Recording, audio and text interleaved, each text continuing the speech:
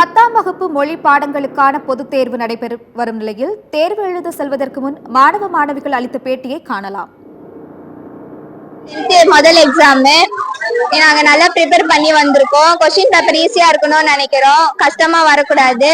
நாங்க நல்லா எழுதி 350 மார்க் எடுக்கணும்னு நினைக்கிறோம். இப்போ 10th இன்னைக்கு எக்ஸாம் ஆரம்பிக்குது, பப்ளிக் எக்ஸாமு. இப்போ நல்லா ஈஸியா வரும்னு எதிர்பார்க்குறேன். இப்போ நான் பச்சை ஆன்சர்னா வரும்னு பச்சிருந்தா எல்லாருக்கும் நல்லது. எல்லாரும் நல்லா படிச்சிருந்தா நல்லா மார்க் எடுத்து அடுத்த அளவுக்கு போகலாம். எக்ஸாம் கொஸ்டின் பேப்பர் ஈஸியா வரணும். நல்லா எக்ஸாம் எழுதணும். நான் நல்லா மார்க் எடுக்கிறது மட்டும் இல்லாம என் ஃப்ரெண்ட்ஸும் நல்லா மார்க் எடுக்கணும்.